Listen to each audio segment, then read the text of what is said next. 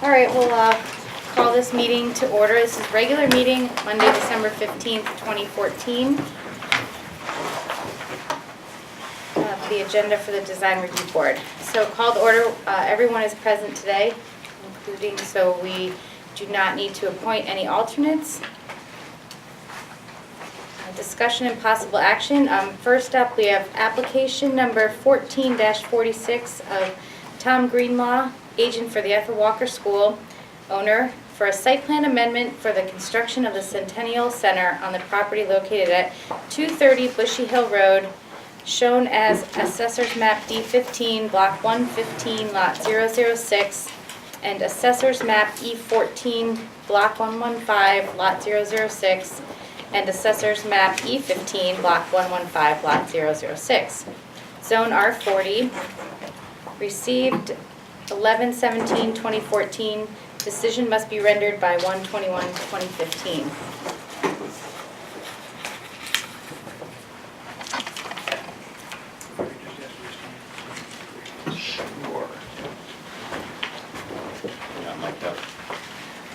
For the record, I don't even know if we have a record.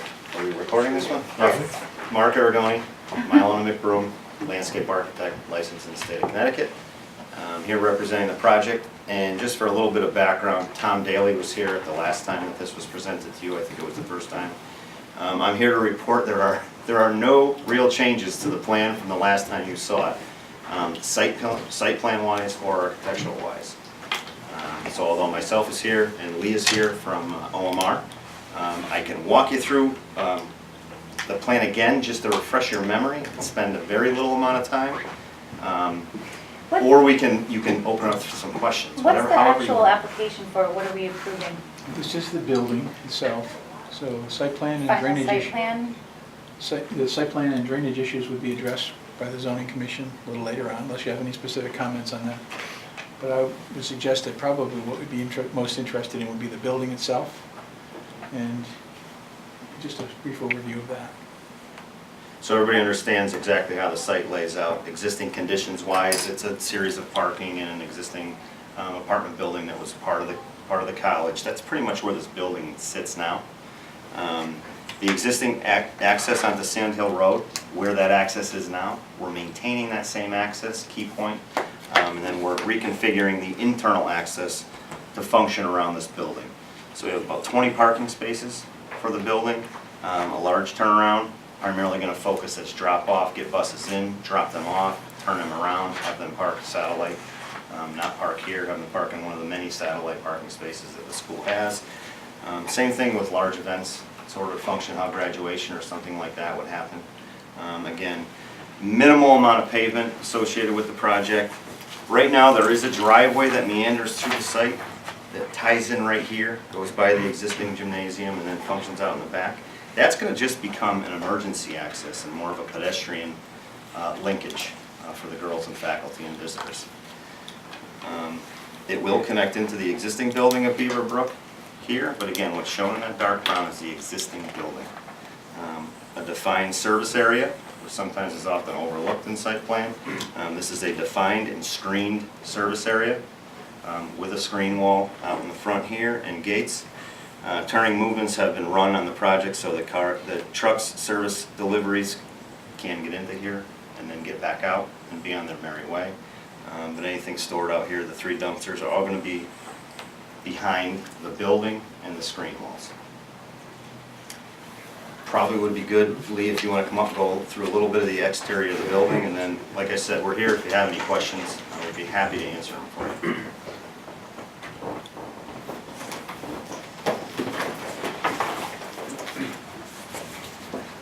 I recognize most of you. Lee Sherwood, OMR Architects. Thank you. For those who are not here before, was everyone here before or not? Yes. Okay, good. I was not. You were, I was not okay, either. good. So let me just, I think that the easiest way to say this is that we spent a lot of time working with the school to find the right place for the building. And this building is located in such a place that it's integrated with the rest of the school and not just on a field somewhere out in the woods somewhere. because this is not only as a centennial building, it's sports, but it's also wellness. It has a health center, it has events and things like that, and it even has a pool in it. And the idea was to have this integrated with the rest of the buildings. And I think when you look at the site plan and you see Beaver Brook and you see how this turns the corner, when you used to go down Sandy Hill Road, you would just kind of look at the back side of things. And now we've created a new place to be, to look, to feel welcome. And you also see that we clean things up a little bit. So here is the existing building. Middle school has a certain height wall of its building. It's about 1.5 stories. And here's ours right here. So the building actually lines directly up with that middle school, and it helps to create kind of a zone of where the buildings are. And it's in scale. So if you were to, we spent a lot of time working with the grade so that the building has the lower elements of the pool right here and some glass. And then it has an entry here up on the upper part for visitors, and it has an entry down lower because the grade goes down for buses and students and all of that. And then it steps up because the whole site actually goes up. So when you get to the other side, yes, sir, you have a question? Oh, no. No. I thought you were. I thought you were. So when you get to the other side, the scale has been masked, and we think that's pretty important.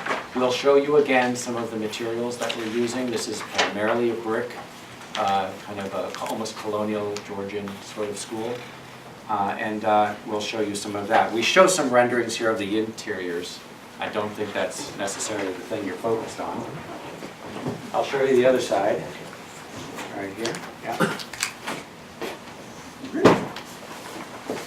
So here is the other side of the building.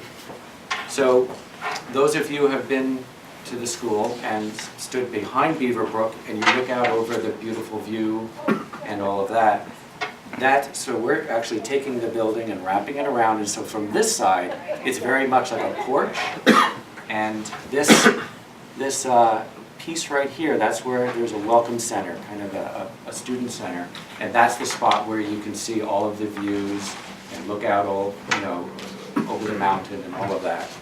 And the other thing that does in plan is it creates a safe, protected quad or a lawn for the girls. So you can see the very difference between the side that faces the street and says, we're a little more proper and, there's a bit of a wall there. And this side, which is just completely open, and it also happens to be the south side, so we're also collecting light, and all of the spaces like the big gymnasium are daylit. It's a very sustainable building. It's really only 2 levels as it builds into the grade, and it has dance classrooms and pool and a health center and all those kinds of things that really Ethel Walker has not really had for a long time. They haven't built a lot of buildings. And I think lastly, many of you have seen the floor plans before, and it's interesting. I thought I'd start with the exterior and show you the floor plans last, because maybe that's what you're interested in. But if you look up here, you'll see that from the lawn side, we do connect to Beaver Brook. Thank you. And there's a porch and a whole area there that overlooks the views. Along the other side where you see the pink, those pink rooms are up on the second floor. They overlook the maple trees and all of the forest. And this is the side that you see from the street where the pool is. And as it digs down into the hill, that's how it works with the grade. Very simple. And here's a section, the lawn. It steps down to the street. And I know also last time you were very interested in the materials, and if you want me to just keep going. Have you changed materials since the last time? We have not. It's interesting because last time we were here, we were doing construction documents and had put a lot of thought into it. And having gone through all the last value engineering, it seemed like we had picked the right things that we could afford and they were appropriate. So we haven't had to change much. Okay.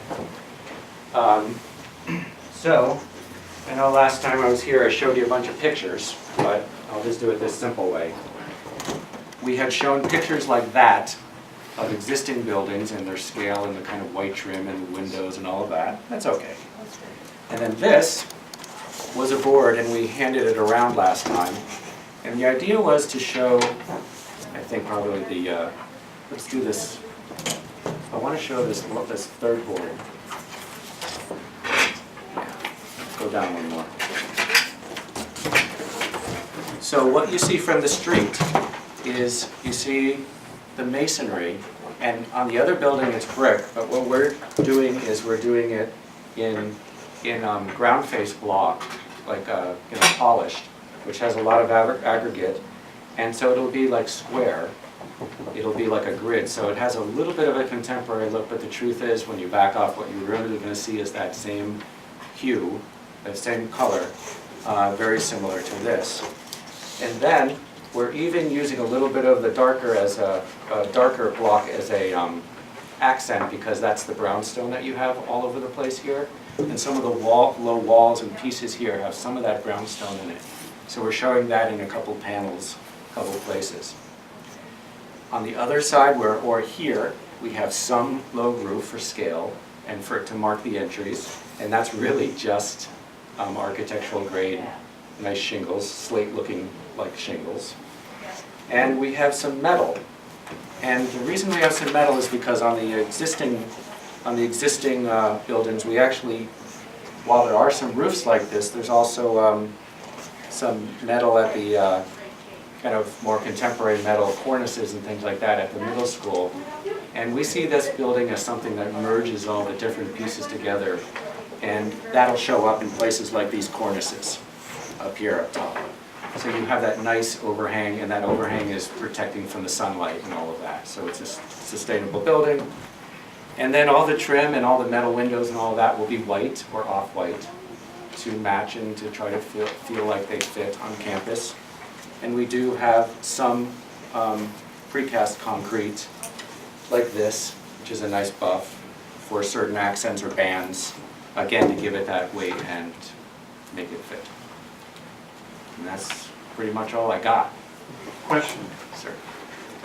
You recall in your informal presentation, this board and I said, very nice. I have one concern, Yes. the sign, which is new. You mean here? Huh? You mean this? Up on the building? It's not, I'm a very conservative person, all right? And this is so nice and so well done that I really don't think you have to announce it. Now, that's an opinion. I won't vote against you, I understand. Oh, no, and let me explain, it'll actually be a little more elegant than as it's shown right here. I'm going to show you one more thing. Does that have a sign on it? Well, it is, this is not the reason why we're doing it. It is true that Beaverbrook actually has some signage on it, but honestly, we see, and I didn't want to get into this too much, but if you look at the lower level right there, the lower plan, we're actually using it as part of the architecture. It's a little asymmetrical where you have the pool on one side and you have the, over here, in the squash courts, and it slides over and it kind of brings you to the entrance. That signage is really just those stainless steel letters that are applied. So when you think of that kind of silvery, or that look right there, very simple, elegant letters against the concrete, our hope is that it really just kind of sets there. We've done that, you've seen that, and we've done that in the past. If it is a concern, what we'll do is we'll actually talk to the owner about, well, what are our options for signage there? Would you like us to look into, etching it or having those created in the stone, or would you like us to do a different thing, or is it too big for you, is it too small? And then we could, we'd be happy to look at that with them. You find it to be a little My much? concern is not huge. Yeah. It's a little bit of a surprise, let's put it that way. Why is it announcing? I think it's announcing itself because it's such a new, they haven't built a building like this in, I don't know how long. They just did a dorm, but that wasn't it. And I think and it's the edge of the campus, and I think that it'll help them announce who they are without neon, without neon. So we'll do our very best to keep it elegant and to check with them to see if it's appropriate for what they would like. If that, yes? I didn't notice first time. I noticed it, visitor entry, visitor lobby. There doesn't show any handicap accessible. They're all stairs. Here, let me show you. I'll show you. You mean on the inside, how's it work? No, from how do you get to it? On the outside. Yeah. Both ways, why don't you go through on the inside and if they have any more? Yeah, that's easy. So from this side, from the lawn side, you're up high and you're on the second level, really. Yeah. You go right in flat.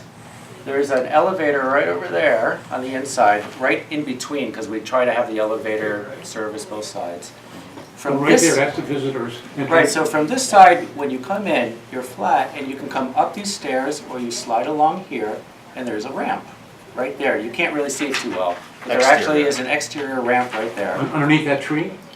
Yes, Oh, okay. Yeah, the tree isn't growing out of it, but. Yeah. So what happens is the kids, even the kids who are coming from the middle school can cross right here and they can go up, either up these, you can see it's coming up, there's less stairs, go up this ramp and go in, so that's the handicap accessibility there. This slope down the hill is a slope, so that's accessible, and then you can walk straight in at the lower level, you can walk straight in right here. So the building is definitely completely Okay. handicap accessible, and as it relates to the site, is handicap accessible and appropriate. Yes?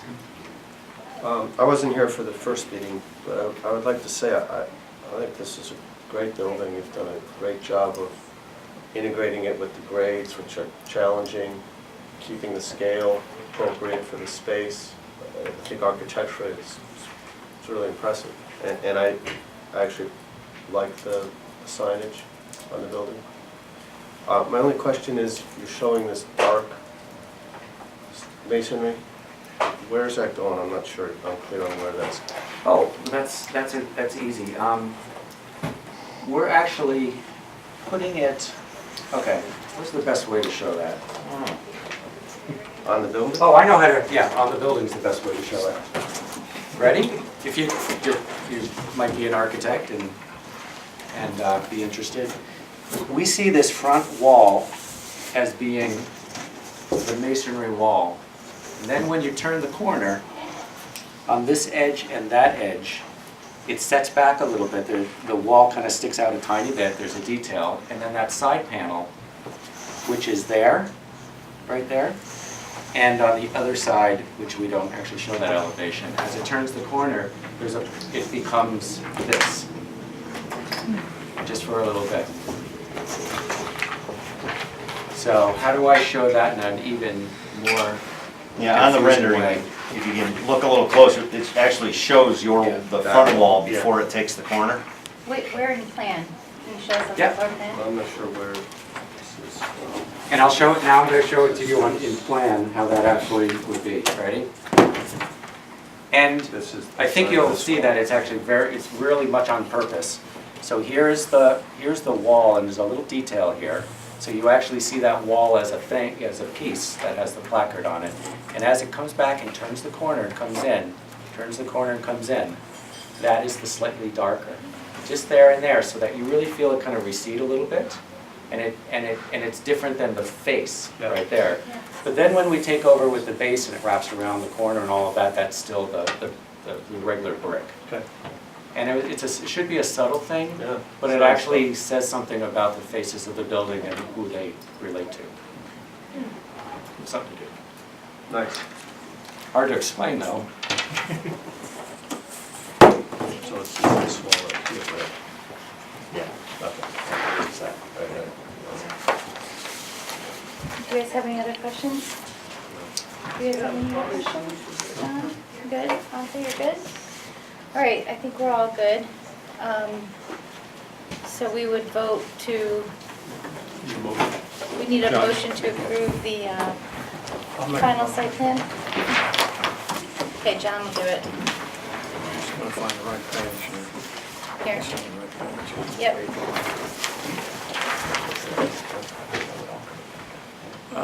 regarding application 14-46, Tom Greenlaw, agent for the Ethel Walker School owner, for a site plan amendment for the construction of the Centennial Center on the property located at 230 Bushy Hill Road, shown as Assessor's Map D15, Block 115, Lot 006, and the Assessor's Map E14, Block 115, Lot 006, Assessor's Map E15, Block 115, Lot 006, Zone R40.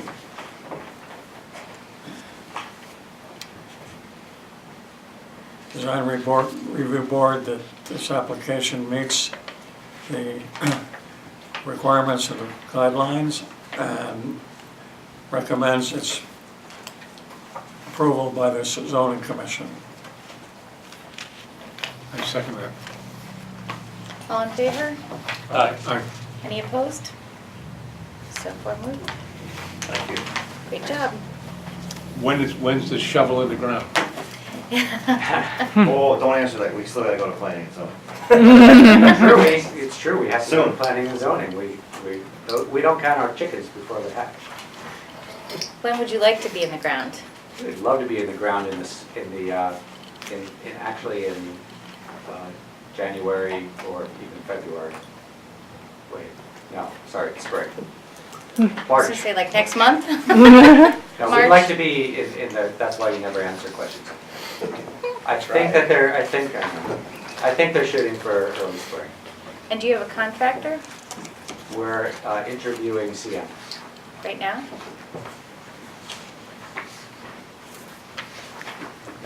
Can you share who they are, or is that not? is No, we it don't, secret? I'm not really the owner, so I'm just the architect. Okay. Oh, yes. All right, application number 14-47 of Landworks Development LLC, agent, Ensign Bigford Realty Corporation, owner, for a site plan amendment for the Highcroft development on the property located at 225 and 275 Powder Forest Drive. Assessor's map F14, block 103, lot 005-5, zone PAD. Received 11/17/2014. Decision must be rendered by 1/21/15. Good evening. My name is Ron Janesco from Landworks Development. This is my builder partner, Chris Nelson, also from Landworks Development. We're located at 75 West Street, the stone part of the old mill building. In the back there, you've got Gus Drusminski and Andy DeFada from Ensign Bigford Realty. Hiram, I don't know how much you've already gone over this with the commission, if anything. We were here, I know, a long time ago at the master development plan and zone change process, I believe. So we've gone through a lot of wetlands and naturalized stormwater retention type things, and I'd be happy to give you a broad brush flavor if you'd like, and then we can hone in on finite design elements. It's kind of, I don't know how much time you want We to. did see this before a long time ago, right? Yes. Yeah. So you guys are all familiar with it. Okay, that's fine. And we So haven't varied much from it. It's just we took it from Okay. a conceptual master plan to a pretty detailed master plan to a now construction level site plan, Great. so. Let's see.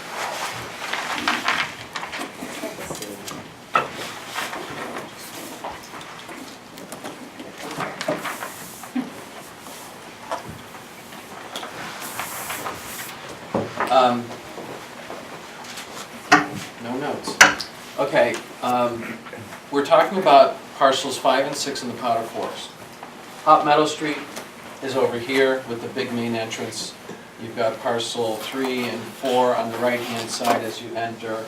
You have an existing office building here and here. And then you have parcel 5 and parcel 6.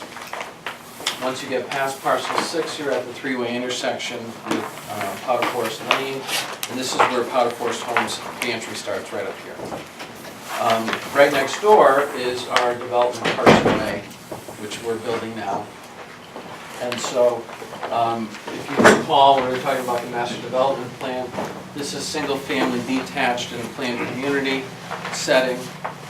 Here we went as a transition to townhomes, and then the townhomes transitioned to larger scale apartment buildings that then kind of wrapped around the existing office building here. I mentioned earlier stormwater, and when we came in with the original master plans, we knew that we had exceptional soils here based on what we have next door. And we've had Clarence Welty, his firm, do soil borings, and it proved out that the beautiful sand and gravel doesn't end right here, it just keeps on going. So we have very, very good pervious soils here. And we had identified on the early master plans some areas where we felt we would be able to do stormwater management in a more natural way. So instead of building a big retention pond and just waiting for it to evaporate or to percolate, we took existing wooded areas where we knew it was a low-lying area. We knew that it percolates quickly because we tested the soil. And so we directed stormwater, and that's what all these red arrows are throughout the site. It's showing directing water, surface water through swales for infiltration and cleansing. And then it shows some of these bigger purplish areas that are natural low-lying areas where we can store stormwater in a storm event, and then it can slowly infiltrate. And if it gets to here and this fills up, then it goes across to here, and then if this fills up, it comes over here and enters the town system. So it's a huge model with respect to the drainage calculations and computations. And this has all been engineered over the last 4 or 5 months. And that all culminated with a meeting with the town engineer about a week ago, and then with the Conservation Commission last Tuesday. Last Tuesday, the Conservation Commission, in my opinion, was very happy with the way that we managed this, and we split it up and we sent it around the site to kind of naturally take care of the stormwater. As far as the master plan, while this is up, the original plan showed 12 townhome buildings of 4 units each. These are the same buildings in the same locations that we had before. So nothing has changed over there. In the middle here, we have what I call the garage product. There are 10 garages inside the building for 1 car each. So it's 10 garages for 10 residents. And there are 16 units in the building. So not everyone gets a garage. But that's fine because we wanted to have a diversity of product. We didn't want to have 1-for-1 like we have at Mill Commons. It's a very high-end product, and we knew that we wanted to address a different part of the market here. So slightly smaller, and some without a garage here. So this is the garage product here, and then these reddish buildings are a non-garage product, which is targeted more towards a moderate income. It's not affordable housing, it's just smaller, lower on the amenities, lower on the fit and finish than, say, this product. So we can offer this for a lower price. None are higher than 2 stories? This is all 2-story product, but Yes. because the roof is as large as it is, we tucked into the roof line a couple of dormers Okay. to add 4, what we call them loft units, up in the roof structure.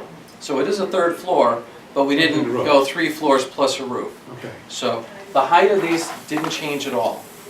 It's just what we did is we took the volume of the space of the roof and asked the architects, what could we possibly do up there? And that's what these current plans in front of you show. Kind of a center core where we put a few dormers in the front, which actually makes the roof a little more interesting, and then 2 dormers out the back as well. This product is a 3-story product, but as we had mentioned last time and talked to zoning about, only in the center is it a full 3 stories, and even there we kind of clipped the roofs down. And then at the ends of these buildings, we tucked more loft units into the roof structure. So there are no balconies on these loft-type units. It's egress windows, but they're kind of, again, tucked into the roof so that you don't have a full 3 stories plus a roof situation. In these units, you have 4 units on the first floor, which are all going to be ADA compliant. The upstairs units, there are no elevators here, it's by stairs only. This product, similarly, all of the first floor units are going to be compliant. We've gone to great lengths to make sure that all the sidewalks are 5% or less, which is a real challenge in a site this size, with as much topography as happening here. But we wanted to make it as easy to navigate for everybody. The natural areas, there's a green outline where we were able to save quite a bit of the existing vegetation. So like here, this purple is also green, so we've got this nice band of existing vegetation, which in the master plan stage, we said we will make best efforts to preserve that. Now that everything's fully graded and engineered, I'm happy to say that it did take some retaining wall work, but we've been able to preserve those large stands. From an architectural standpoint, these are the townhomes that Jack Kemper designed for the master development plan stage, and they really haven't changed. In fact, it's the same rendering. These are very similar to what we're building at Mill Pond Crossing, where you have brownstone elements. And the brownstone, for anyone that's newer to the commission, we had a little story, and that was when we revised the mill building, we were excavating the front yard to add parking there. And as soon as we got that first scoop of topsoil and a little bit of dirt, we hit the rock. And it's all beautiful Simsbury brownstone. So we had a big hydraulic hammer and we sliced it up. And as they were starting to cart it away, Chris was like, hey, I wonder if we could use that. And we found a sawmill, the masonry sawmill, that takes it, and it's almost like a deli slicer machine, and it slices the rough edges of your boulders and makes thin stone out of it. And so all of our buildings over at Mill Commons and Mill Pond Crossing are using the native Simsbury brownstone facing. And so we will be using more of that here in this project for the townhomes as well as the apartments. If you've had a chance to see Carson Way, we built the front entry walls and the mail center using that same product. And we have stockpiles of boulders around the site. So as soon as we find one, we save it, put it to the side, know that we're going to send it to the deli machine. So otherwise, other than the Simsbury brownstone, we use a lot of AZEK, which is a kind of a polymer PVC material, so it's low maintenance, and it doesn't crack and check like wood would. Vinyl windows, vinyl siding, and then architectural roof shingles. So again, the same specification that we are using over at Mill Pond Crossing. For the apartments, I brought this along, and this is a oldie but a goodie. This is from our Mill Commons apartments, and we've got some of the brownstone, which I just described for you, horizontal siding, architectural roofing shingles. Where needed, we'll use some black metal painted safety fencing. These are the light fixtures, and again, these are in the plan somewhere. We are using a LED, all LED, which is what we used over at the other place. It's fantastic. For 80 watts, you get the equivalent of, say, a 250 metal halide. So energy efficient and long-lasting bulb, and very nice light as well. So it's a decorative beacon fixture that we'll be using over here. Retaining walls where needed. We've been using Teco block.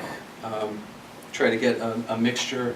If it's a huge mass of a wall, we try to use larger pieces. If it's smaller and close to where you're going to be, we try to use smaller, a little more detailed. How big was that wall between the 6 properties and the 2, I guess to the north, and I don't know what north or south? Over here? Yeah. How big was that? I don't remember it. Yeah, I looked at it, but I recall John Stewart mentioning it was like a 6-foot high. What we were trying to do is not get too massive, and so, you know, If we made it higher, then it becomes too evident. So we're thinking about the people living in here, looking out and not having this sheer wall. So we tried to create a buffer and then a step and then more grade. And this is, on the landscaping plan, you'll see a lot of native type plants in here. That was at the recommendation of the Conservation Commission to try to mix in more of the natives. So winterberry, serviceberry, dogwood, I know those three off the top of my head were mentioned. And then over here we have a twin wall. Again, they're both somewhat short to get a stepped effect. In the original concept plans, these were identified as walkout buildings. So you'd have units, 4 units in the lower level. When we got to finally grading everything and balancing the site, we would have had to dug a hole, and then you'd be in a hole, and it didn't make a lot of sense to go to those extremes to get not a great living space, because it's going to be downstairs. So we brought these back to grade. As you can see, the grades are very nice behind these. But this one, where the grade really dropped off, we had to do a little retaining wall work. So that we felt was better than having to one-off with some walkout units.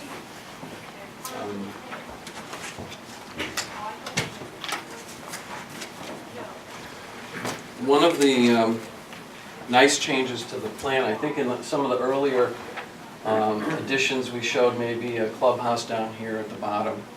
And so what we've done is we've made a very nice entry sequence, and you rise up the hill and you curve to the right. And as you get to about here, then this clubhouse starts to come into view. So it's really the center of most of the development.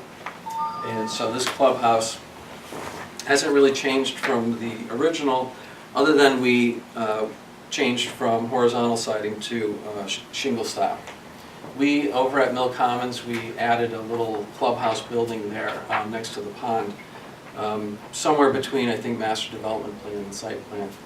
And we debated what to use for siding, and it felt like the size and the scale of it was appropriate to use shingles.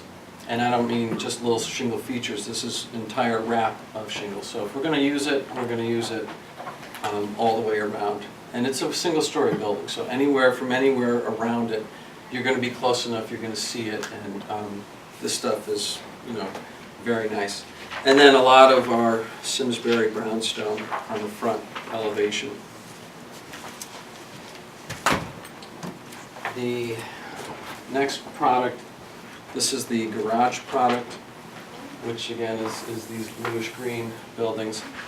And again, we've introduced the shingle to try to, the original plans we brought here were kind of generic. These now are for this specific site and for what we wanted to accomplish. So we're going for, I want to say, an arts and crafts kind of a feel, but the marketing people want to try to have some direction on where we want to go. So we knew the brownstone was a given. We have that. We enjoy using it, and it's very Simsbury. And then we thought, you know what, we'll introduce some of these kind of timber details, bring in some of the shingle, give a little texture to it, and then have some horizontal siding kind of in between those two.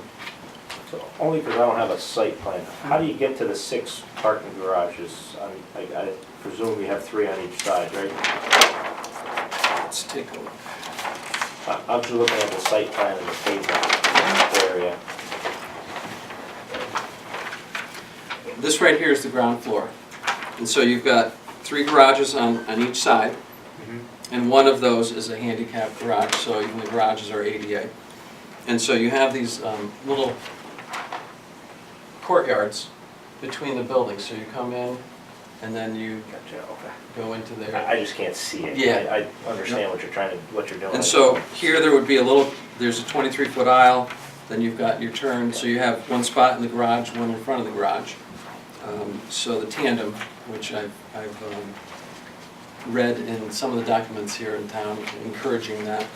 And then these are just front-loaded, as you could imagine from here. So on these, 4 of the garages serve the first floor units. which is pretty nice. So this garage on this last one here directly serves that unit. One of the other ones goes straight through and serves the other ground floor unit. So all 4 of the ground floor units are direct access garage, which is very nice. And at Mill Commons, those units there that have that feature, people love it. It's like their own home. So that's the garage product. And then this is the non-garage product. And this is these 4 buildings down at the end. In the first edition of this development, a year and a month ago, it was all fairly generic. We knew we wanted townhomes and apartments, and we were focused on this product, and we had it throughout. Through discussions with Hiram and various commissions, we edited these to be a more reasonably priced or more moderately priced product. No garage in the building, a little simpler construction, a little smaller units, and inside there'll be a little lighter on the amenities. So here we might have stainless appliances and granite countertops, and over here we might have a composite countertop and maybe black appliances or slate or something to differentiate them, that this is a little more expensive, a little more premium product. This is still very nice, but less expensive. But on the exterior, you can see we didn't change things from the same theme that we developed in here. So we're using a lot of the same brownstone features, shingle and horizontal siding. And as I mentioned earlier, this is a true 3 stories, but the units on these sides don't get the balconies. So we tried to tuck things down and kind of build them into the roof line a little bit. So you can see how the roof line, this is a full 3 stories in the center core, and then it starts dropping down. Question. One of my concerns in looking at the larger buildings was color. And I see in this rendering, there are different colors to the siding. It doesn't show that on the more upscale buildings. Is there going to be some differentiation of color? Is that representing what we would see, or? Yeah, no, this, I'll be honest with you, when the renderings came through, I was like, oh, those aren't the colors we discussed. So what I wanted was things that start from the actual brownstone, which is a reddish brown, with a little pink to it maybe. And so I told them I want warm tones, I want complementary, not all one color. So the architects, what I can say is this is not final. I would suggest that when we get further along and through, we're still in kind of bulk site plan, is this project a go kind of discussion. So I think the next step we can do is we can actually come in and combine colors and bring siding samples and things of this nature. So. Well, I think my question is more not is that the exact color you're proposing, but is the idea of mixing colors on a building and then changing colors building to building part of what you consider? Answer 1 is yes. I think the idea was to take 2 complementary colors in the same kind of family and mix them in here. So you do have different colors in a building. The question about differentiating buildings. Over at Mill Commons, we used, I think, 3 colors for 6 buildings. We tried not to have the same thing directly next door or across the street, so we mixed things up. So we did that there. We certainly can do that here. We can mix them up. I've seen it both ways. The jury's still out a little bit for me. Like when you have all brick buildings, they're all brick. You might differentiate the door or something, kind of give each one its own little signature. So here, honestly, we haven't thought it through to that level yet. So if this commission has any ideas, be very open to listening. John, What's do you the think- face of the brownstone? Is that a texture or is it a? It's actual brownstone. So when they cut it for us, it comes in odd shapes and sizes. So it's not blocky. I got you. It's really, I don't know what you would call that, ashlar? Mosaic. So each piece is kind of unique, and that mason knocks off the edge and fits it in, and he kind of builds the whole wall. But it has texture to it. Absolutely, yes. And we've also been using the traditional Simsbury colored brownstone mortar. So the mortar is a similar color to the brownstone, so it kind of all blends in like it does over at the mill building. How visible are these from, that's Stratton Brook? This is Stratton Brook Road down here, and I'm going to trace over here. This is a 150-foot buffer, which That grade goes predated. up? It's way, yeah. Here it's very steep. So these are 2-foot contours, so there's maybe 25 feet, 30 feet maybe happening here. So this is a gorgeous road, wonderful canopy because there aren't utility lines on either side. And so this 150-foot buffer, it kind of works out that it rises and then it levels off, and it's leveling off right where the development envelope is. So 30-some years ago when EB created the Powder Forest, and the commissions at that time said, well, let's do a master plan here, let's think this through, and let's preserve perimeter buffer. They did that, and it works wonderfully with this plan. We did a few things. We added some buffering along the frontage, more so than, say, the front yard setback would be. So we're at 75 feet of buffer here. And in the original master plans from the 80s, this side buffer was 35 and we changed it to 75. So we kind of augmented buffers, added a 50-footer around here, because that's the right thing to do. So we started out with having 25% of the site as buffer, and now we're at more like 36%. You guys have any other questions? My usual comment. We're talking about garage doors on the facade. You've heard it from me before. Hide them as best you can. Look, they almost disappeared. That's, This is you know, so this is to your point, and as we did at the mill building, we picked I think it's called, Put that one up and put the one up that has the other garage doors on it.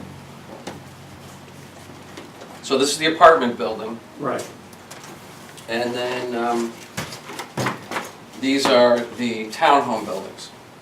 Now, the idea is they're the same garage door. This is Jack Kemper's guy hand rendering, and this is a different architect doing the rendering. So they're both supposed to be the same bronze-colored garage doors that we've been using over there. That we're trying to get as close to the brownstone color as possible. Yeah, so no white garage doors against the brownstone. Okay, thank you. You're welcome. Alright, you guys have any other comments? You good? Just a question You about good? your site plan. At the very left-hand side top, that's the sewer line that goes right through there, right? That is, it's an existing Okay, town all of right. Simsbury sewer line. Okay. So, So we've talked a lot about the building, but if I'm not mistaken, the application for today is a site plan amendment. So what part of this is the amendment that we're supposed to do? Well, Yeah, I can do that. Typically what happens is that there was previously a proposal for this property, and this proposal is to actually change that. So technically what we call it is an amendment to the original site plan. That's what it is. So what Ron's looking for is two things, actually, and he'll talk to the zoning commission later tonight about. One is a modification to the master site development plan, that's the PAD plan that was originally proposed, and approval of the site plan. So what he's looking for, I believe, from this board is input on the site plan with regard to the design of it, the things that you would normally look at with regard to these types of applications, so. but without the texture and all stuff, we're not approving the buildings as they are now. So we can come back and show us, you know, lighting and more of the tech, or are we? well, we certainly can come back. I mean, this is, yeah, no, this is AutoCAD generated, so it's not a hand sketch anymore like it was before. So these are the true sizes and proportions of things. We certainly haven't made any final decisions on the colors, and that's one of the things that this process helps us with. And So exterior lighting, I mean, I can tell you it's going to be high efficiency, it's going to be colonial in nature, and it will probably depend on what's available when we're ready to order. So over at Mill Commons and Mill Pond Crossing, we've got some very nice Kitchler. heavy-duty, cast aluminum, long-lasting lighting fixtures, and we'll be using the same type of fixtures here.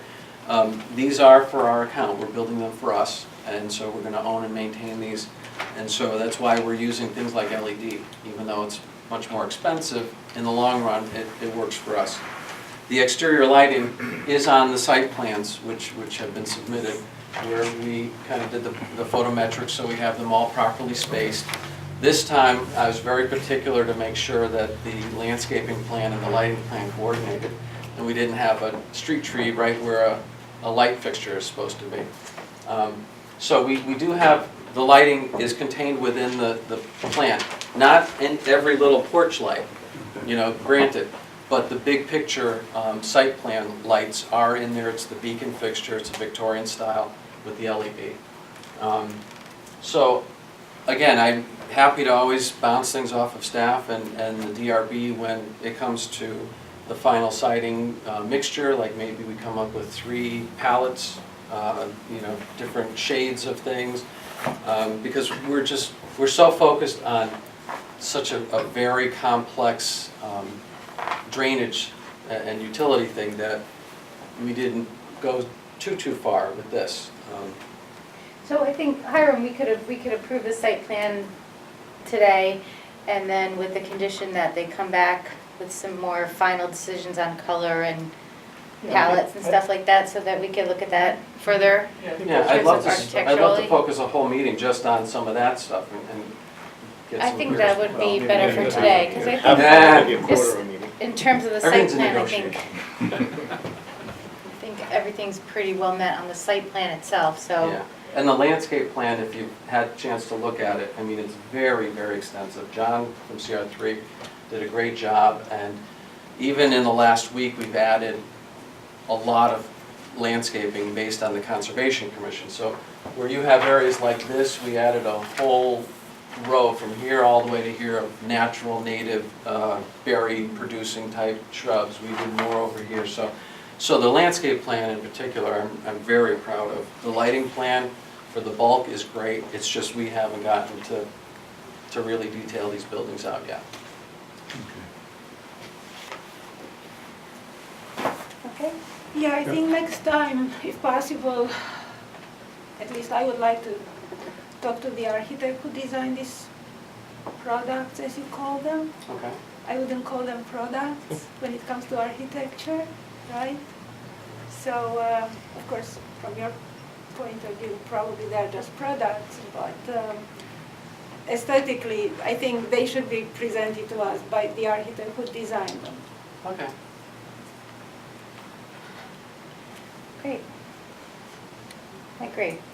All right, so we will be looking from, If I look in the center group, there's something there called Village Green. What is that? Yeah, please. Small print. Oh, it's very no, we printed one out. There's a page, Can you pass that big one around? Can we look at that? sure. I aren't that good anymore either. Gives a good. Waiting to see it. Although I do that here now too, I'm like. Chris, can we grab, in the folio is the. So that's just a lawn area, and Well, sort of like across by Mill Pond, where that's what.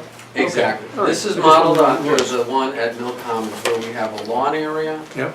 for passive recreation, maybe a little active, and then we have a patio area where we have the grills and the Okay, fireplace. that's the sort of same thing. That's exactly the same All thing. right. So you have a cluster of these 4 buildings around a central green, and that's where we'll have the grilling station, and the ability to have some lawn area. And then on the right side of that is kind of a grove of, I believe they're, I think they were aristocrat pear, or there might be cherry trees. But the idea was to get kind of a fruit tree grove look front entrance. But that Village Green serves the whole complex, all three of them? It does. It's one of the localized, we kind of came up with we'll have core amenities. I don't have a problem with it, I just. Yeah. don't understand what it No, is. well, these are things I should be explaining anyway. But we're talking about this area up here. And so we have a patio area with a grill. It's nicely landscaped. We have this grove in front, and on this side is lawn. And so, to your question, this mostly serves this area. Yeah. Of course, anyone can go and use it. Then we have, over here, we have another grilling area here with a little bit of a dog park kind of a scenario where people can take the dog for a walk, like we have at Mill Commons. So this grilling area serves over here. The clubhouse serves everyone and has a grilling area, so this building might go this way to grill. There's another one over here tucked into the wood line to serve these buildings. Down here, we have a front entrance with a mail center and another grilling station with a park area where we expect to put some kind of playground type structure. So all of these are kind of, we have some centralized items and then decentralized so that everyone has easy access to the amenities. But the one there in the middle is the biggest of them all. It is. Yeah, okay. Yep.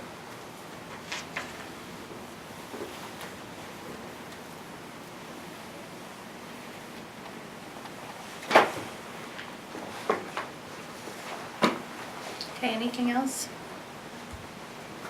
All right, someone want to make a motion to approve with the condition that we further review the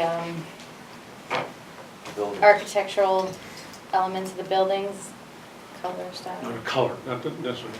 I think we approved the way the buildings look, rather, but just the shape. Exterior detailing, Yeah, the so detail. roofing, siding, light fixtures. I'll make a motion to approve Yes. with the condition of, application 1447, Landworks Development LLC, agent Ensign Bickford Realty Corporation, owner for the site amendment plan for Highcroft Development of the property located at 225 and 227 Powder Forest Drive, Assessors Map F14, Block 103, Lot 005-5, Zone PAD, with the condition that we come back and review the architectural elements of the structures. Second that. Okay. All in favor? Aye. Any opposed? So far. Thank you. Approved. Is there any room left at Powder Forest? This is the last one. They're the guys to ask. We can work something out for you if you like. You could be the first owner of one of these. Is there a path to the new growing facility behind your current place? No. Not yet.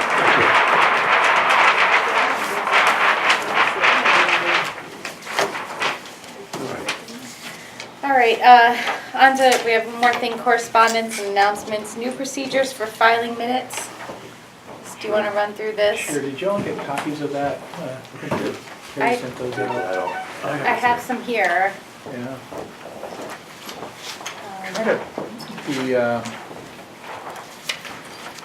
general, but as specific as I can, answer any questions that you have. What happens often, not often, what happens sometimes is that minutes are drafted, the clerks draft the minutes and then send them in, and then those are listed or labeled as draft minutes. The problem that causes with the town clerk is that there are minutes that are then on file that say draft. So if someone goes to those minutes, or bond counsel, for example, is trying to research a project that's been approved or that has gone through the process and comes across minutes that say draft, they are uncomfortable with approving those as the minutes of the commission.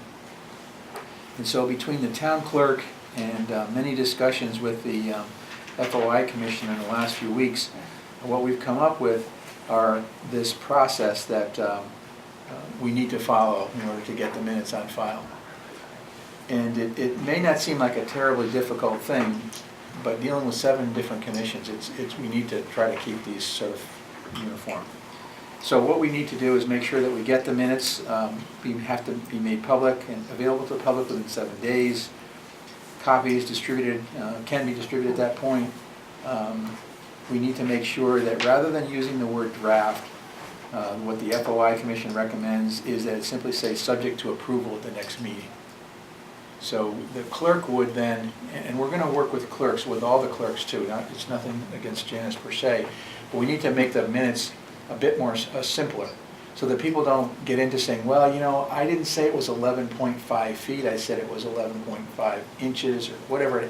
That amount of detail probably is going to cause for a page or two of corrections or revisions on minutes that get filed. And so if it would simply say, discussion ensued on the project around the site plan setbacks, or something like that, something more generic, would solve a lot of those kinds of problems. This commission is not one that does that an awful lot. There are some commissions that do that, and we end up with a page or two of revisions on every set of minutes, and it gets really confusing. So that's the process that we've tried to put in place here. We don't want to rewrite the original minutes. That's not the intent of this at all, just to try to get them on file. And some people may look at them and say, you know, those really aren't as helpful as they used to be when they had all that detail. Well, that may be true in some cases, but in some cases it's difficult to pin all that detail down without a lot of revisions too. The FOI, and this is kind of an interesting thing too that we sort of talked about during this whole process, is that the FOI Act does not require that the minutes actually get signed. So the secretaries of the commissions don't have to come in and sign them anymore. Once they get filed, those are the minutes. If you want to, or if your bylaws say you need to come in and sign them, that's fine, but we can't hold up the filing for minutes that are not signed. So these are things that are sort of being imposed on us. We're trying to accommodate the FOI Commission. Nobody wants to get an FOI complaint that's ultimately determined to be valid. We want to make sure that we do everything we possibly can to stick with that.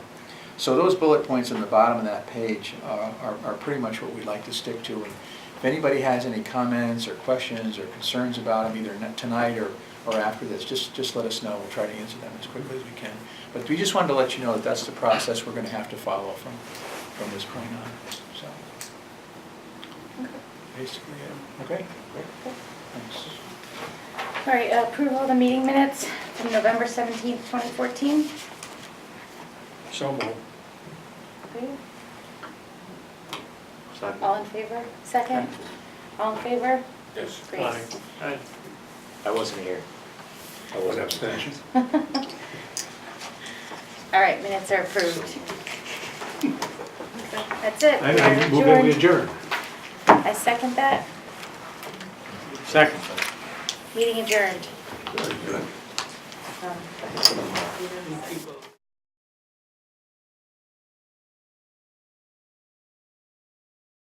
Funding for Simsbury Community Television is provided in part by contributions from viewers like you. Thank you.